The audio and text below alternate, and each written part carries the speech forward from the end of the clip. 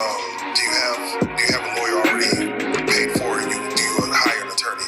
Well, at the time, no, I didn't have a lawyer on retainer. I wasn't doing anything. So they initially gave me a public defender at the beginning, but as soon as that we knew I was being indicted or whatever, I went and got a couple horrible lawyers.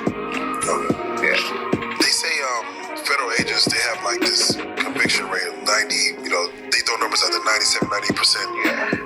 Did they offer you a plea deal? Of course. What was the first offer? The first offer was 7 years. And they wanted me to snitch on a guy named Danny Ray about a Midland or something like that. Turned out to be one of my homeboys. Brother to this day, shout out Maceo. But so they offered me the 7-year deal. Then once they knew I was going to trial, they came back with another plea during trial for 10 years, which that's the one I should have took. The 10 years, yeah, because the 7 was, when they first threw the 7 at you, like... The 7 was the rat. They wanted me to the 10 years, they just was like, fuck it, we don't want to go to trial, we really know we ain't got shit. And that's what I should have took. Okay. Yeah. So, you do choose to take it to trial? Yeah. I'm assuming you're going to be shown what they have in the discovery portion, like here's what they have on you. Right. When they show you what they have, are you like, yeah, let's rock and roll, let's go to... Yes, Lord. Yeah. Because they put 6 people on my case that I never met before in my life. One of the dudes I met briefly when I was in Midland the one time, and I just asked the sucker about buying some mini bikes and shit, because I was gonna go to Galveston. He had about 6, 7 mini bikes, and it was Zed's cousin, bitch ass nigga named Andre Harris. So he's in Midland right now. I was saying, why do you say that? Did he was part of the case? Yes. He was one of the witnesses, faking like he had bought drugs from me. You dig? So. But in his defense, all the other ones said they bought crack from me. They was lying. And he the only one said he bought a half a brick of powder from me, or a whole brick, one of the two. But at least he wasn't trying to put me away for the rest of my life. He was just gonna snitch to where, half of my life, not the whole life. So, get that. How long is trial? Trial lasts 2 weeks, champ. 2 weeks. Do you feel overall that your lawyer, before they say guilty or not, did you feel your lawyer did a good job, or you feel he left a lot of meat on the bone there? He left too much meat on the bone, man, because they had phone calls of the sucker Dre Harris and the other sucker Courtney Eichelberg or something Eichelhart.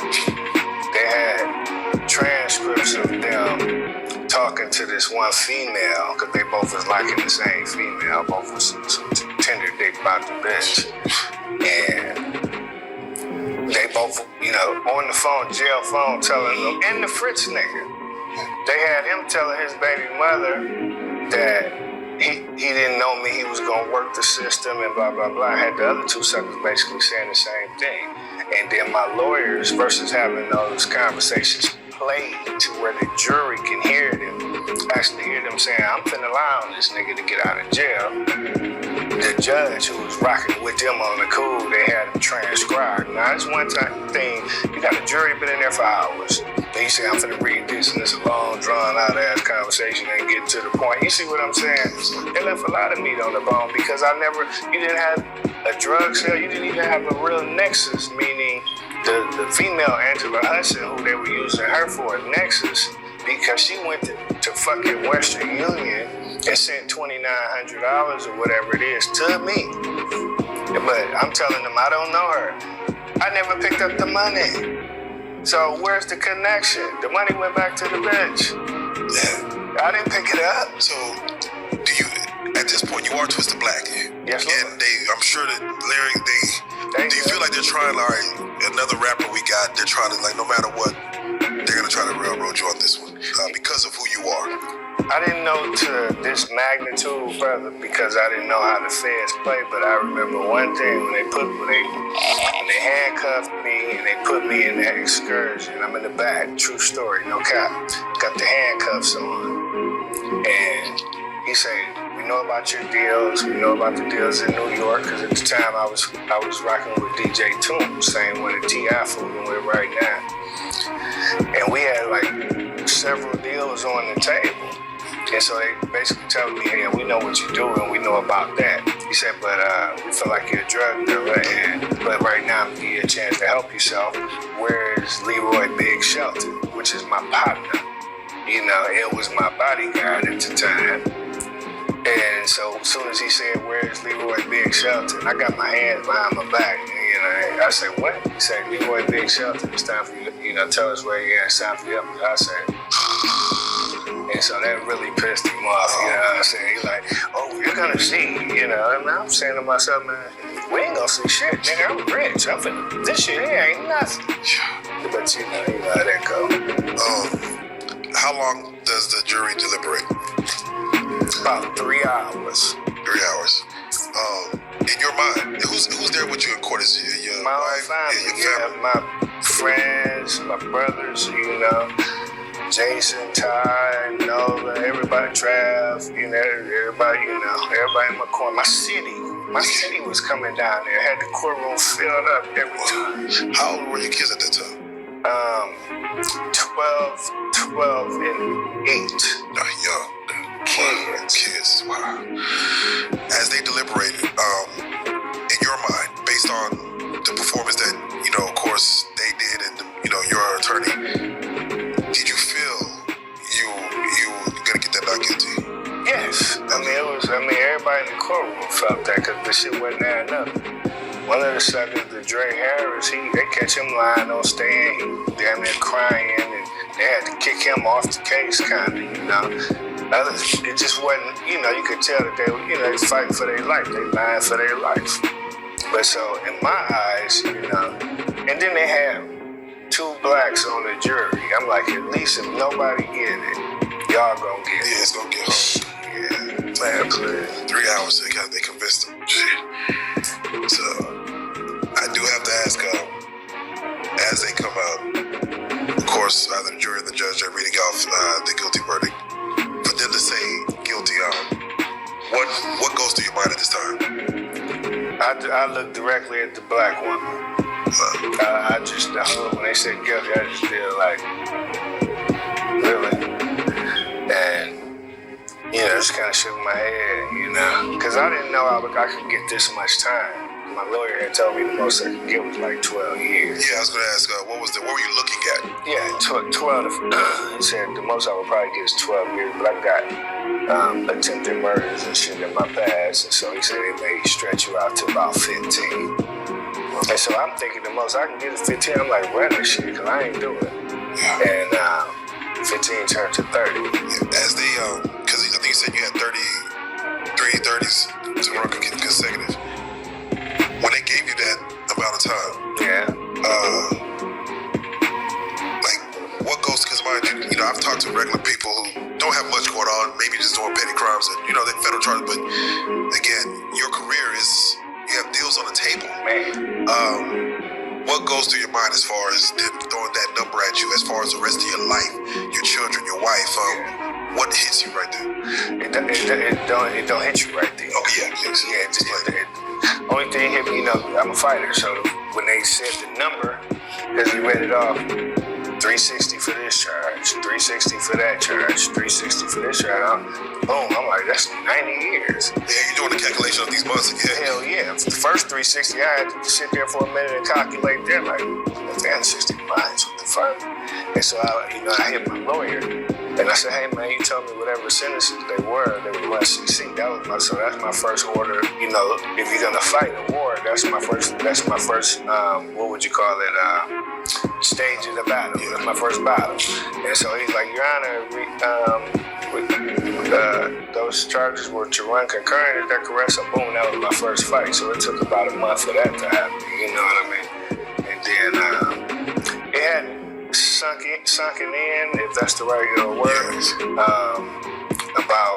because I'm a beater, I'm a fighter, it's just gonna take me longer, you know, that's kind of how we think, you know, I wasn't accepting it at that point. Do you feel it's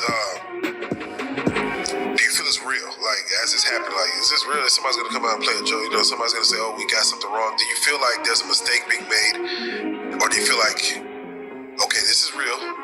I got to start making some phone calls and start setting things up. At what point does that come in? Because, as you said, it doesn't happen right then, but does it take a couple days, a week, a month before you start realizing I actually got to sit this time out? Yeah. Open a Chime checking account.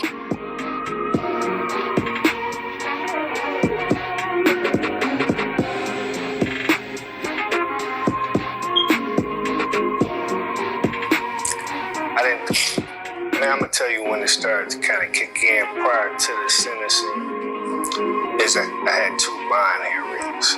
So we were asking for up to $1 million, you know, any kind of cash bond. And my lawyer was like, well, it may be $1 million cash bond. We were like, man, just give me the fucking bond. Get the bond, we gonna make it.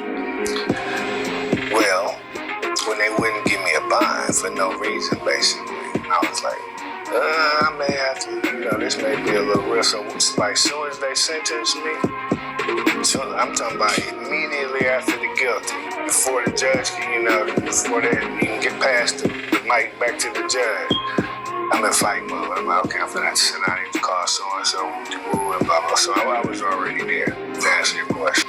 Okay. So, where do they first take you? While you're fighting this, where are you at while you're fighting this case? Midland, Odessa. Okay, so a little place called ODC. ODC. This, again, if anybody who knows, again, I know the nation watches this channel, but if you know, Texas and Midland, and this is the middle of nowhere. How was that? Just while you're fighting your trial, how was that? I guess that county, or is that's the feds? They got you in federal holding, or yeah, it's a federal hold, and that was horrible in itself, because at one point they put me in, you know, I was a high-profile prisoner, so they put me in the immigration jail. I was the only person over there that spoke English. How was that? Just like you can imagine, it was miserable. You can't talk to no one. I mean, nobody. I told the guard, I said, man, just find me an English Bible. Nigga, that's all I could ask for. You know what I mean? Man, find me an English Bible, because, you know, I can't talk to them. I'm going to talk to God today. Did he find your English Bible? Yes, he brought it right. Hey, the look in the guard's eyes, I wish I knew his name.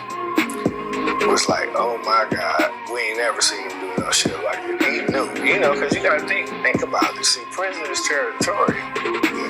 I'm the only black there. I'm the only black in this whole mother freaking. Right. So that in their mind, they finna get it off on this nigga just came through here. You know, but it worked in my favor, because they was watching the news. Yeah. You know, so even when they watching the news, they seeing me on trial. So one of the ones that did after the first encounter, where, you know, I was gonna fight 2 Mexicans over the TV, because they got 2 TVs. Y'all got a whole nother TV in this mother, so y'all gonna let me watch something. Yeah, there's no blacks, so ain't no nothing.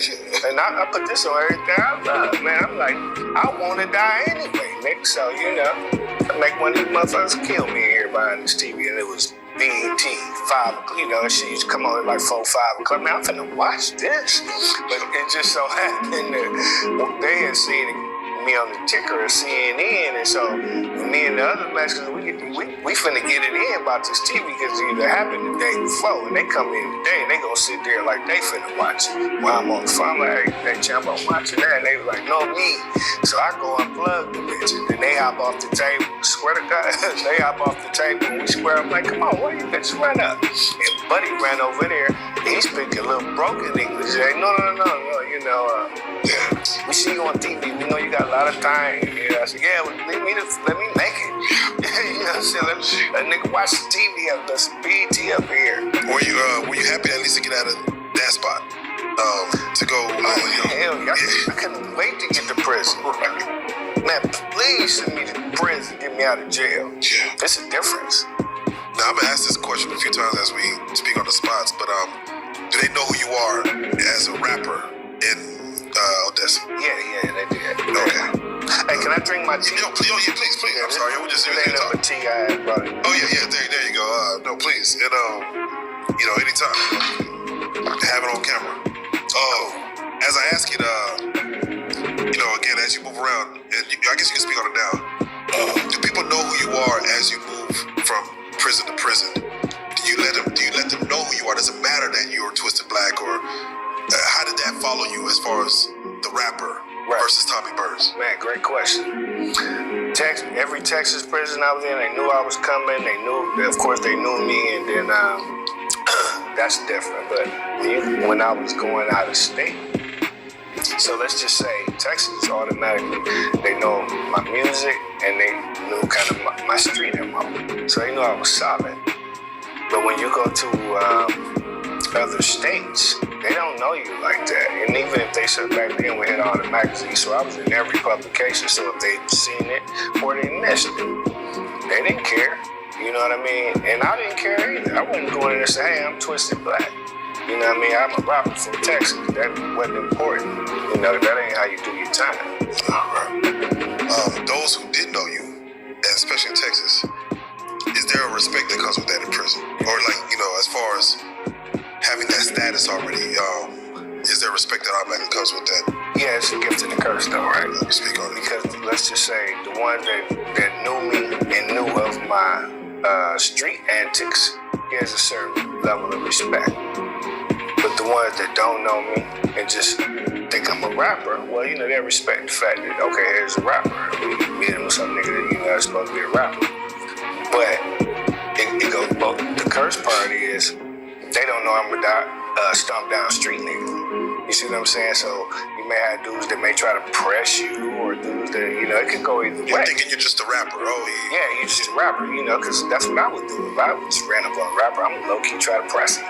Because I'm a street nigga. I'm trying to get up out of him. But they don't know I'm nigga. Man, please, I'm just a street nigga, know how to rap. You know what I'm saying? So, I done had it all. Yeah. Yeah.